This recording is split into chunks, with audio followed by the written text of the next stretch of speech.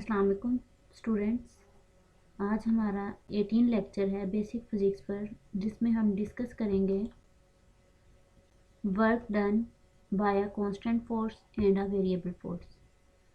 सबसे पहले हम कांस्टेंट फोर्स हमारे पास क्या होती है और वेरिएबल फोर्स हमारे पास क्या होती है उसको हम डिफाइन करेंगे। देन हम इन दोनों टॉपिक्स को जो है वो डिस्कस करेंगे। आउटलाइंस हैं इसकी। सबसे पहले हम देखेंगे कांस्टेंट फोर्स को डिफाइन करेंगे, क्योंकि हम जब कांस्टेंट फोर्स के अकॉर्डिंग जो है वर्क डन को देखेंगे और वेरिएबल फोर्स को, तो उससे पहले हमें पता होना चाहिए वेरिएबल फोर्स हमारे पास क्या है और कांस्टेंट फोर्स क्या है। तो सबसे पहले हम कांस्टेंट एंड वेरिएबल फोर्स को डिफाइन करेंगे, उसकी एग्जांपल्स देखेंगे। Work done by a constant force देखेंगे, उसकी explanation. Work done by a variable force, उसकी एक्सप्लेनेशन ग्राफिकली मेथड से भी उसको हम देखेंगे। लास्ट में हमारे पास कुछ रेफरेंस बुक्स होंगी।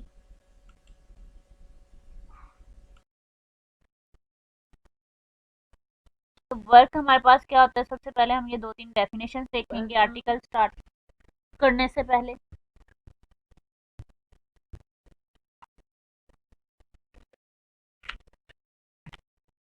वर्क हमारे पास क्या होता है, इसको हम सबसे पहले डिफाइन करते हैं। लास्ट टॉपिक भी हमने पढ़ा था कि वर्क डन क्या है। When a force acts on a body and displaces it to some distance, the work is said to be done. कि जो हमारे पास साइंटिफिक में यानी कि साइंस लैंग्वेज में या फिजिक्स में हमारे पास वर्क होता है, वो इस तरह से हम कहते हैं कि जब किसी बॉडी पे कोई फोर्स एक्ट करे और कुछ ना कुछ वो डिस्प्लेसमेंट कवर करे, देन हम कहते हैं कि उसने कुछ वर्क डन किया। अदरवाइज डेली लाइफ में आप देखें, आपको होमवर्क मिलता है या कोई असाइनमेंट, कोई प्रेजेंटेशन, तो आप वो भी वर्क करते हैं, या कोई भी लेबर हैं वो भी वर्क करते हैं। इस तरह से आप ऑफिस जाते हैं, काम करते हैं, इस तरह से पेरेंट्स आते हैं जो पे, वो सारे वर्क करते हैं। लेकिन वो वर्क नहीं हम यहाँ पे देखते हैं। जो हम फिजिक्स में डिफाइन करते हैं वर्क को, उसमें हमारे पास ये होता है कि आप किसी भी ऑब्जेक्ट पर, किसी भी बॉडी पर कोई फोर्स एक्ट करें तो वो कुछ ना कुछ डिस्प्लेसमेंट कवर करे, तो फिर हम कहते हैं कि इसने वर्क किया है, वर्क टू बी डन। और कांस्टेंट फोर्स हमारे पास क्या होती है, the magnitude and the direction of the force remains unaltered. In this case, the work is equal to the force applied multiplied by a displacement। कि जो हमारे पास constant force होती है, उसमें उसका मैग्नीट्यूड और डायरेक्शन जो है वो, तो जो फोर्स होती है मैग्नीट्यूड और उसकी डायरेक्शन जो है वो कहते हैं चेंज ना हो, यानी कि जितनी फोर्स अप्लाई कर रहे हैं उतनी ही फोर्स रहे और वो उसी डायरेक्शन में मूव करता रहे ऑब्जेक्ट, तो हम कहते हैं कि कांस्टेंट फोर्स है। उसको हम कैलकुलेट कैसे करते हैं कि फोर्स मल्टीप्लाई बाय डिस्प्लेसमेंट, तो हमारे पास आ जाता है वर्क डन। जैसे हम वेक्टर्स और स्केलर्स में पढ़ते हैं ना, मैग्नीट्यूड और डायरेक्शन, यहाँ पे हम कह रहे हैं कि जब हमारे पास फोर्स होगी ना, यानी कि अगर 5 न्यूटन अगर फोर्स किसी ऑब्जेक्ट पे लग रही है तो वो 5 न्यूटन ही रहेगी, उसकी वैल्यू चेंज ना हो, मैग्नीट्यूड चेंज ना हो, यानी कि 5 की बजाय 6 न्यूटन फोर्स ना हो, 5 न्यूटन ही रहे जब तक आप उस ऑब्जेक्ट को मूव करवा रहे हैं। और जिस डायरेक्शन में मूव करवा रहे हैं उसी डायरेक्शन में वो जो है वो मूव करता रहे। यानी कि यहाँ पे आप देखें, अगर कोई आपके पास ये एक ऑब्जेक्ट है और इस पे 5 न्यूटन फोर्स लग रही है, तो वो इसी डायरेक्शन में मूव करता रहे। ये नहीं कि आप इस डायरेक्शन में लेके जा रहे हैं फिर आप इस डायरेक्शन में ले जाएं, इस डायरेक्शन में चले जाएं, नहीं।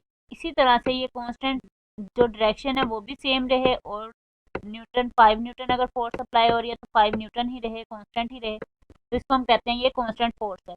नेक्स्ट हमारे पास है वेरिएबल फोर्स। अब वेरिएबल फोर्स हमारे पास क्या होती है, इन this case the magnitude and the direction of the force can change any time during the work. इस केस में हमारे पास क्या होता है, मैग्नीट्यूड और डायरेक्शन दोनों में से कोई एक भी चेंज हो सकता है या फिर दोनों भी चेंज हो सकते हैं जब हम वर्क डन कर रहे हैं। कि उसका मैग्नीट्यूड फोर्स का चेंज हो सकता है, कम ज़्यादा हो सकती है, या फिर उसकी डायरेक्शन भी चेंज हो सकती है। ठीक है, जैसे जैसे हम वर्क करते हैं उसके दौरान में उसकी डायरेक्शन या मैग्नीट्यूड कुछ भी चेंज हो जाए तो हम कहते हैं कि इसका ये जो फोर्स इस पर अप्लाई हो रही है वो वेरिएबल फोर्स है। इसकी एग्जांपल्स हम देखते हैं। सबसे पहले हम एग्जांपल देखेंगे work done by a constant force. इसमें यहाँ पर आपके पास ये एक ऑब्जेक्ट है जिसका मास m है, इसको आप मूव करवा रहे हैं फोर्स को अप्लाई करते हुए। यहाँ से यहाँ पर आप ब्लॉक को लेके आते हैं, आप फोर्स को देखें, आपके कांस्टेंट फोर्स उस पर अप्लाई कर रहे हैं और डिस्टेंस जो है वो कवर कर रही है, और डिस्टेंस के साथ इस फोर्स का एंगल जो है वो हमारे पास क्या बन रहा है, थीटा।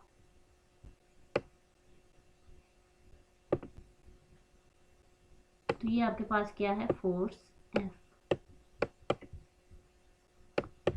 तो फोर्स की डायरेक्शन अगर आप देखें, फोर्स की डायरेक्शन भी इसी डायरेक्शन में, उसी में हमारे पास जो डिस्टेंस है उसकी डायरेक्शन भी उसी डायरेक्शन में है डिस्प्लेसमेंट। तो ये जो ऑब्जेक्ट है ये दोनों आपस में फोर्स और डिस्प्लेसमेंट की डायरेक्शन आपके पास क्या है, सेम। तो हमारे पास जो वर्क डन होता है वो इक्वल होता है एफ डॉट डी के। यानी कि अगर आपके पास फोर्स और डिस्प्लेसमेंट की डायरेक्शन सेम है, इट्स मीन एंगल आपके पास क्या होगा, 0 डिग्री। तो कोस थीटा आपके पास हो जाएगा 0 और कोस 0 की वैल्यू हमारे पास होती है 1। तो ये आपके पास आ जाएगा F D cos of theta.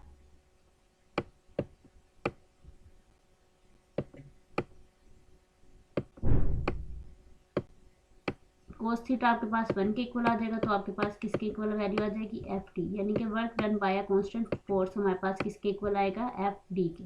तो ये आपके पास होगा work done by a constant force.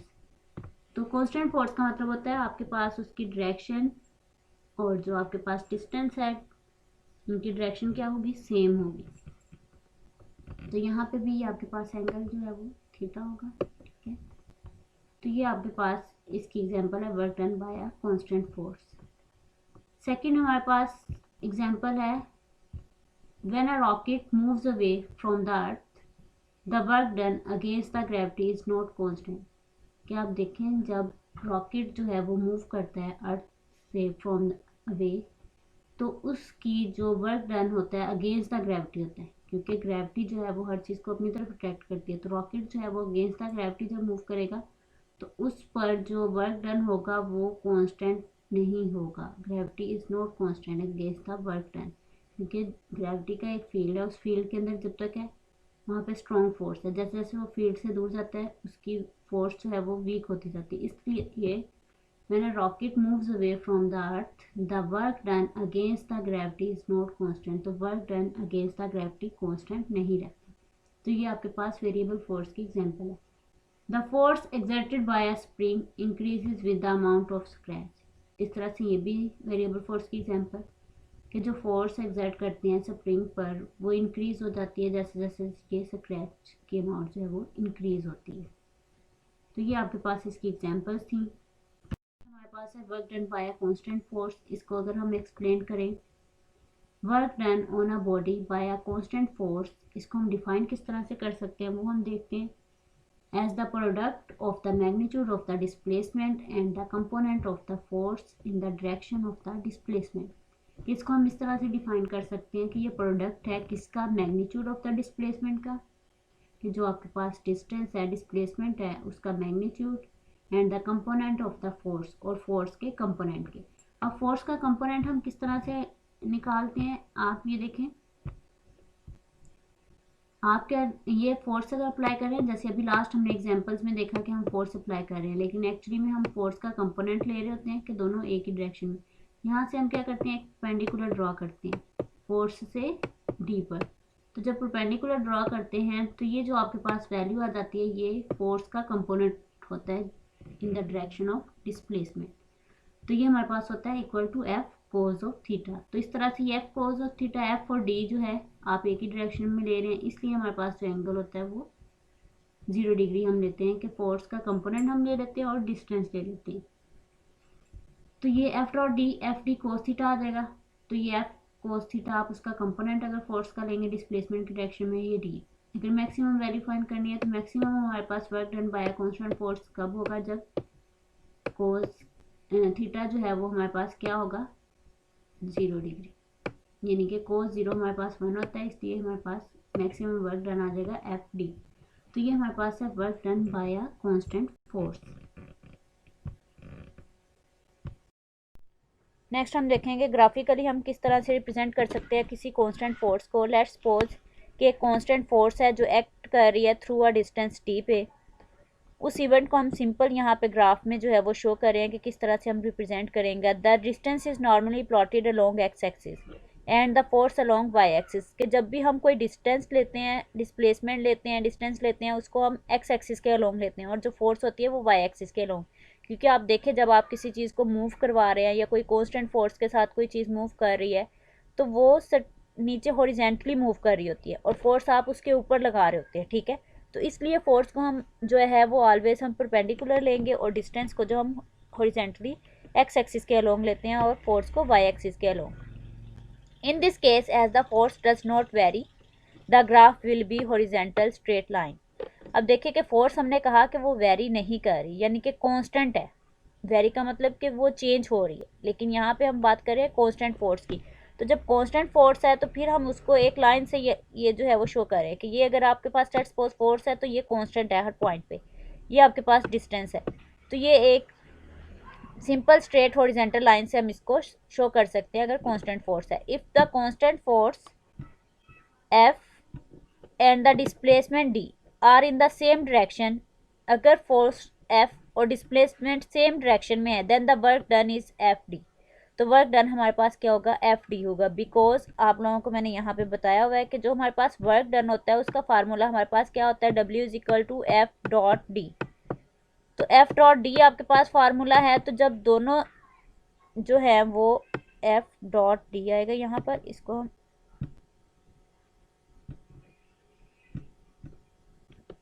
तो ये आपके पास आ जाएगा एफ डॉट डी। तो एफ डॉट प्रोडक्ट है तो हमारे पास कोस थीटा साइन होता है, ठीक है। तो ये आ जाएगा F D cos of theta. अब ये कोस थीटा है, जब दोनों अगर सेम डायरेक्शन में मूव कर रहे हैं तो इसका मतलब है हमारे पास के उनके दरमियान में जो एंगल है, तो ये हमारे पास जब सेम डायरेक्शन में होंगे तो हमारे पास जो एंगल होगा वो 0 डिग्री होता है, ठीक है, 0 डिग्री। तो जब कोस 0 की वैल्यू क्या होगी हमारे पास, मैक्सिमम, यानी कि कोस 0 डिग्री 1 होगा, तो हमारे पास वैल्यू आ जाएगी एफ ओ डी। तो इस तरह से हम कहते हैं कि जब सेम डायरेक्शन में फोर्स एंड डिस्प्लेसमेंट हो तो हमारे पास वर्क डन जो है वो एफ डी होगा। अब सेकंड हम इसको एरिया ऑफ रेक्टेंगल से भी फाइंड आउट कर सकते हैं कि कितना वर्क डन है। Clearly shaded area is also F D. अब ये जो शेडेड एरिया यहाँ पे ये रिप्रेजेंट कर रहा है वर्क डन को, एफ डी को। Hence the area under a force displacement curve can be taken to represent the work done by the force. अब ये जो हमारे पास area under the force displacement curve है, इसको हम work done by the force जो है वो किस तरह से ले सकते हैं, इस तरह से भी ले सकते हैं। द एरिया ऑफ रेक्टेंगल, हमें पता है कि एरिया ऑफ जो रेक्टेंगल हमारे पास, रेक्टेंगल का जो एरिया हमारे पास होता है वो लेंथ मल्टीप्लाई बाय विड्थ होती है। अब यहाँ पे लेंथ हमारे पास क्या है, पी क्यू ओ आर, ठीक है, और विड्थ हमारे पास क्या है, ये लेंथ हमारे पास है ओ पी क्यू आर, ठीक है, और विड्थ हमारे पास क्या है, O R and P Q. तो यहाँ पर आपके पास length multiply by width, length आपके पास फोर्स के इक्विवेलेंट है और जो आपके पास विड्थ है वो डिस्टेंस के इक्वल है। तो इस तरह से आपके पास द एरिया शेडेड रेक्टेंगल क्या आ जाएगा, एफ डॉट डी, यानी कि एफ मल्टीप्लाई बाय डी है तो इसको आप एफ डी लिख सकते हैं। ये मल्टीप्लाई का साइन है, ठीक है, लेकिन डॉट प्रोडक्ट में अगर आप वर्क डन लिखेंगे which is equal to work done तो फिर आप इसको लिखेंगे एफ डॉट डी, क्रॉस का साइन नहीं लगाएंगे, ठीक है। ये जस्ट मल्टीप्लाई का साइन लगाया है पहले आपको बताने के लिए, यहाँ पे भी आप ये रहने दें, डॉट ही लिखे, क्योंकि डॉट प्रोडक्ट हमारे पास एरिया होता है इसलिए एफ डॉट डी आएगा। रेक्टेंगुलर हमारे पास क्या होती है एक्चुअली में, जिसकी दो साइड्स इक्वलेंट हो, यानी कि ये आपके पास साइड इक्वल है, ये वाली साइड इक्वल है और ये दो साइड्स इक्वल है, इसलिए दो साइड्स हमारे पास इक्वल होती हैं, इसलिए हमारे पास लेंथ मल्टीप्लाई बाय विड्थ जो है वो एरिया होता है, यानी कि P Q which is equal to O R और इसी तरह से P O O P which is equal to Q R. तो ये दोनों साइड्स इक्वल हैं, ये दोनों इक्वल हैं, तो इनको मल्टीप्लाई कर देंगे तो आपके पास एरिया शेडेड रेक्टेंगल का आपके पास आ जाएगा जो कि इक्वल टू वर्क डन के होगा, ठीक है। ये एरिया है which is equal to work done. Next हमारे पास ये एक एग्जांपल है, A woman exerts a pulling force of a magnitude of 45 Newton at an angle of 50 degree on a suitcase. Find the work done on the suitcase by the pulling force for a displacement of magnitude 75 meter. अब आप देखें numericals या कोई भी example जब हम solve करते हैं तो सबसे पहले हमारे पास जो डाटा हमें गिवन होता है हम उसको राइट अप करते हैं, स्टेटमेंट को अंडरस्टैंड करते हैं और साथ साथ जो डाटा हमें गिवन है वो हम राइट अप करते हैं। देन फिर हम देखते हैं क्या हमने फाइंड आउट करना है, उसका फार्मूला हमारे पास क्या है। यहाँ पे देखें वुमेन एक्सर्ट्स अ पुलिंग फोर्स, फोर्स वो लगा रही है 45 न्यूटन, तो फोर्स हमें गिवन है, हम लिख लेंगे F is equal to 45 newton at an angle of 50 degree, और थीटा हमारे पास क्या है 50 डिग्री, उसको हम लिख लेंगे। Find the work done, W जो है वो हमने फाइंड आउट करना है, यहाँ पे आप इसको लिख सकते हैं साथ में, W is equal to find out करना है, क्वेश्चन मार्क है, of the displacement of magnitude 75 metre, यानी कि जो आपके पास डिस्प्लेसमेंट है वो 75 मीटर गिवन है, और F 45 न्यूटन, और थीटा आपके पास है 50 डिग्री। तो वर्क डन का हमारे पास फार्मूला क्या होता है, W is equal to F D cos of theta. तो इनकी वैल्यूज आप सिंपली पुट करेंगे फार्मूला में, तो आपके पास जो है इसका आंसर आ जाएगा। एफ टी कोस है, एफ आपके पास 45 न्यूटन है, और जो आपके पास डी है वो 75 मीटर है, कोस 50 डिग्री। कैलकुलेटर पे आप कोस 50 की वैल्यू फाइंड आउट करके उसको सिंपली मल्टीप्लाई कर देंगे 75 और 45 डिग्री, 45 न्यूटन फोर्स से, तो आपके पास 2200 जॉल जो है वो वर्क डन का यूनिट है जॉल, और सेकंड आप इसको न्यूटन मीटर के इक्वल भी लिख सकते हैं।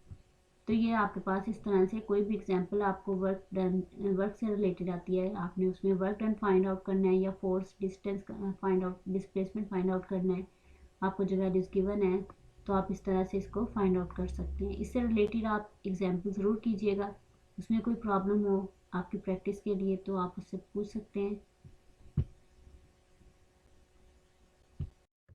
नेक्स्ट हमारे पास आर्टिकल है work done by a variable force. The force is not a constant but it varies in magnitude और डायरेक्शन और इन बोथ। ये जो फोर्स है वो हमारे पास कांस्टेंट नहीं होगी, वो वेरी करेगी या तो मैग्नीट्यूड के लिहाज से या फिर उसकी डायरेक्शन, या फिर दोनों जो है वो चेंज हो सकते हैं।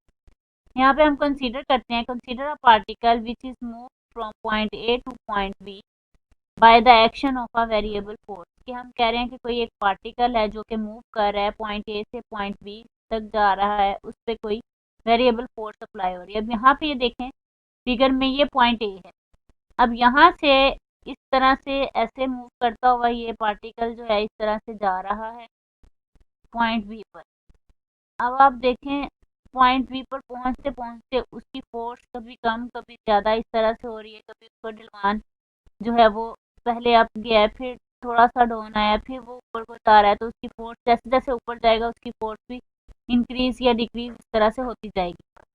तो ये आपके पास है वेरिएबल फोर्स की एग्जांपल। हम इसको कंसीडर कर रहे हैं कि कोई पार्टिकल जो है वो पॉइंट ए से पॉइंट बी तक जो है वो कर रहा है। अब हमने क्या किया, let us divide the total displacement into n short intervals of displacement. अब हम इसको डिवाइड क्यों कर रहे हैं, हाँ, तो फिर इसको हम कांस्टेंट बनाने के लिए जो है वो इंटरवल्स में डिवाइड कर लेते हैं, यानी कि हम कहते हैं कि इतने, जैसे जैसे हम देखते हैं कि इतने इंटरवल्स तक वो उसकी कांस्टेंट फोर्स रही है, उसको हम इस तरह से शॉर्ट इंटरवल्स में डिवाइड कर लेते हैं कांस्टेंट बनाने के लिए, ताकि हमें कैलकुलेशन इजी, हम उस फोर्स को, टोटल फोर्स जो है वो हम फाइंड आउट कर सके। अदरवाइज जो वेरिएबल फोर्स होगी, आपको कोई भी न्यूमेरिकल आए या कोई भी वेरिएबल फोर्स का जो आपने वर्क डन कैलकुलेट करना है, तो आपको डिफिकल्टी आएगी कि किस तरह से आप करें, कभी वो फोर्स कम हो रही है कभी ज़्यादा, तो आप टोटल वर्क डन किस तरह से कैलकुलेट करें, तो इसमें प्रॉब्लम आती है। इसलिए हम इसको क्या करते हैं, शॉर्ट इंटरवल्स में डिवाइड कर लेते हैं, पाथ में डिवाइड कर लेते हैं, और हर एक पाथ की जो है वर्क डन जो है वो हम फाइंड आउट कर लेते हैं हर एक पाथ का। तो फिर हम जो है वो उसको टोटल वर्क डन में बाद में कंबाइन कर लेते हैं, सम अप कर लेते हैं। तो इसलिए हम यहाँ पे क्या कर रहे हैं, let us divide the total displacement into n short intervals of displacement delta d1 delta d2 delta dn। हमने क्या किया, ये आपके पास जो इंटरवल था इसको हमने डेल्टा d1 से लेके डेल्टा dn तक जो है वो डिवाइड कर दिया, एंड फोर्स को भी इसी तरह से F1 F2 so on Fn तक जो है वो हमने पास बना लिया। ये are the forces acting during intervals as shown in figure.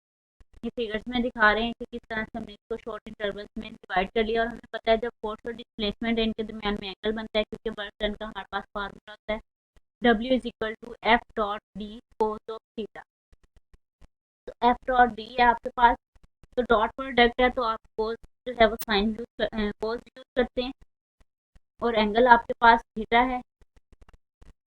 इस तरह से ये आपके पास इस पॉइंट पे F1 फोर्स अप्लाई हो रही है, यहाँ तक शॉर्ट इंटरवल D1 है, यहाँ पे फोर्स F2 अप्लाई हो रही है, तो फिर आप इसका सेपरेटली जो है वो हर एक फोर्स के लिए वर्क डन जो है वो कैलकुलेट करें। तो नेक्स्ट इसकी कैलकुलेशन है। During each small interval the force is suppose to be constant. हम कह रहे हैं कि हर स्मॉल इंटरवल में जो फोर्स है वो कांस्टेंट है। ठीक है, तो फिर हम क्या कर सकते हैं, सपोज करें हम work done for the first interval is, तो ये जो आपके पास फर्स्ट इंटरवल है डेल्टा डी वाई, जिसके लिए वर्क डन हमारे पास क्या होगा, फार्मूला है W equal to F dot D. तो वन पाथ के लिए आपके पास फर्स्ट इंटरवल के लिए तो हम वन से इसको रिप्रेजेंट कर लेंगे डिफ्रेंशिएट करने के लिए कि ये हमारे पास फर्स्ट पाथ का है, फिर सेकंड का, फिर थर्ड का। तो फर्स्ट इंटरवल का क्या आपके पास वर्क डन आएगा, W one is equal to F one dot delta D one. ये जो डेल्टा है ये चेंज को शो करता है, स्मॉल इंटरवल को शो करता है कि यहाँ से यहाँ तक आपके पास जो स्मॉल चेंज आ रही है, स्मॉल इंटरवल है डी वन, उसको शो कर रहा है, which is equal to F one cos theta one. इसी तरह से थीटा वन जो एंगल बनेगा एफ वन और डी वन के दरमियान में, वो थीटा वन होगा टू डेल्टा डी। अब ये डेल्टा डी वन मैंने बाद में इसलिए लिखा है कि ये हम फोर्स के अकॉर्डिंग उसका कंपोनेंट दे रहे हैं फोर्स का, F one cos theta. Work done for the second interval is delta w2 which is equal to f2 dot delta d2 which is equal to f2 cos theta 2 delta d2 and so on. यहाँ पे ये मैंने इस तरह से two lines लगाई हैं so on के लिए। आप कॉपीज पर अगर सोल्व कर रहे हैं तो आप यहाँ पे थ्री डॉट्स आगे लगा के उसके नेक्स्ट भी जो है वो लिख सकते हैं कि डेल्टा डब्ल्यू एन इस तरह से। तो ये आपके पास लास्ट इंटरवल के लिए जो फोर्स है वो delta W N which is equal to F N dot delta D N which is equal to F N cos theta N delta D है। तो नेक्स्ट हमारे पास यहाँ पे हम टोटल वर्क डन जो है वो कैलकुलेट करेंगे point A to point B. तो वो हमारे पास किस तरह से आ जाएगा, टोटल वर्क डन को अगर हम डब्ल्यू पी से डिनोट करें तो वो इक्वल होगा delta W one plus delta W two plus so on delta W N. तो इस तरह से हर पाथ का, हर स्मॉल इंटरवल्स का जो वर्क डन है उसको आप ऐड कर लेंगे तो आपके पास टोटल वर्क डन आ जाएगा। अब इनकी जो हमने इंडिविजुअली वैल्यूज कैलकुलेट की थी उनको आप इस इक्वेशन में पुट कर लें तो आपके पास इक्वेशन क्या बनेगी, W T is equal to F one cos theta one delta D one plus F two cos theta two delta D two. ये डब्ल्यू वन के लिए है आपके पास, ये डब्ल्यू टू के लिए है, प्लस सो ऑन, और डब्ल्यू एन के लिए आपके पास क्या था, F N cos theta N delta D N. अब इन सब को अगर हमने एक फॉर्म में लिखना हो कंबाइन करके तो ये हम समीशन यूज करते हैं। इसका मतलब होता है सम ऑफ ऑल। ठीक है, सम को ये शो करता है समीशन, इसको समीशन बोलते हैं और सम भी बोलते हैं। तो W T which is equal to summation, इसकी लिमिट क्या है, I is equal to one to N. अब आई हमारे पास क्या है, ये बेसिस हैं, ये जो हम लिख रहे हैं one theta one F two, ये टू थ्री एन, ये सारी बेसिस हैं, इसको हम आई से रिप्रेजेंट करते हैं। ये वन से स्टार्ट हो रही हैं और कहाँ तक जा रही हैं, एन तक।